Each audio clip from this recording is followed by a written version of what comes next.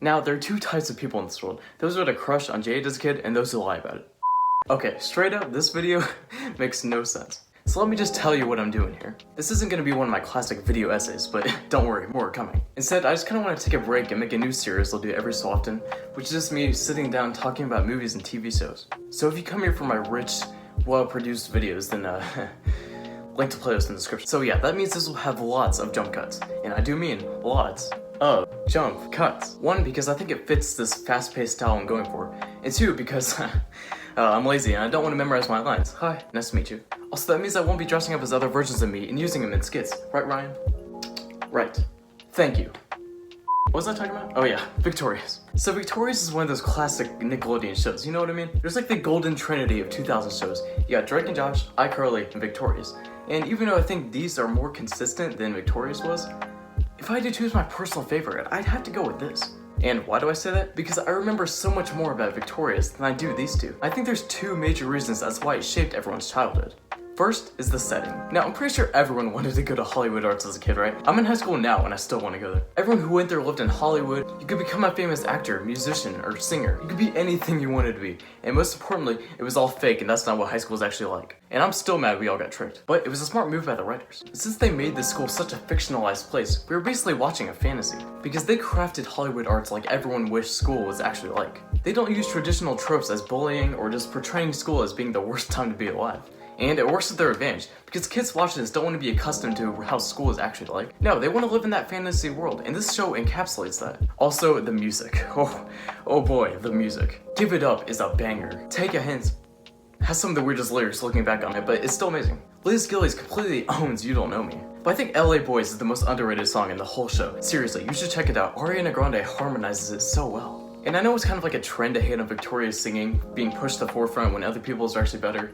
And I can understand that. I'm not hating though. Freak the Freak Out is iconic. I just think it's not as good as some other people's voices. But I think the real slept-on voice is Andre's. And in fact, he's like the most underrated character in the show. Which is a perfect segue for my next point. The second reason why Victoria shaped your childhood was because of the characters. These are honestly some of the best and most iconic characters in TV show history. So let's go down the line here, starting with the side characters.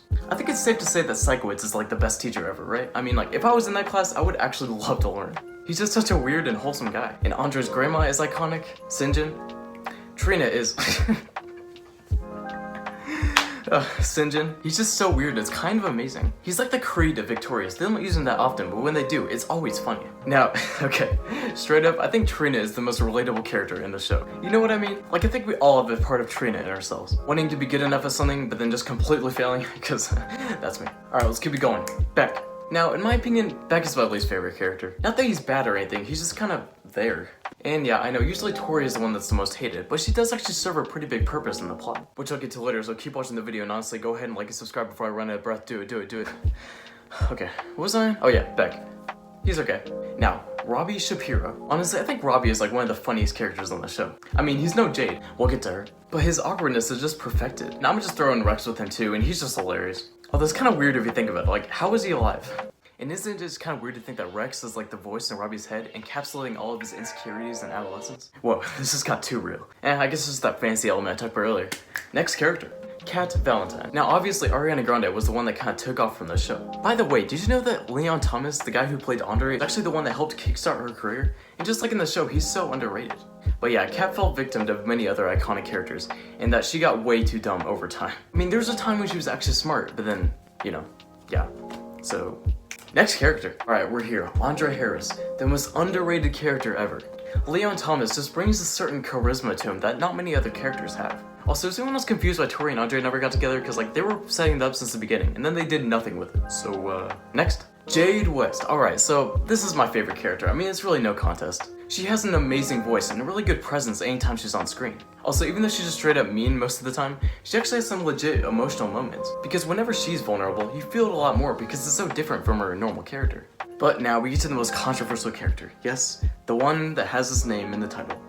Tori Becca. Okay, I got a lot to say about Tori. Is she the least interesting and bland character on the show? Yes. But it's because she kinda needs to be. I talked about this in my one Office video I made a while back, but a lot of good shows have that one normal character that can react to the crazy things happening around them. And that is mostly where Tori's humor comes from, the reactions. Even though she's not that good of a character and goes through some topsy-turvy character arcs, seriously, you will get severe character arc whiplash from her. Her character overall is really necessary, and her voice is... it's good. Not much else to say. But I think we can all just universally agree that we're all jealous of Tori's house. I mean, look at that. Right, Ryan? Right. Okay, everyone, I have no idea what this video was. Just kinda wanted to take a break from my video essays. But I promise the next thing I upload will be so good. But more video essays are on the way, including one next week that I think is really interesting. Now, I'm not really sure how I'm gonna... oh my gosh, wait. I could do my original outro before I started doing video essays. Roll the file footage. That's gonna be it for me. Stay awesome, y'all. I'm so ready. That's gonna be it for me. Stay awesome, mother. Yes!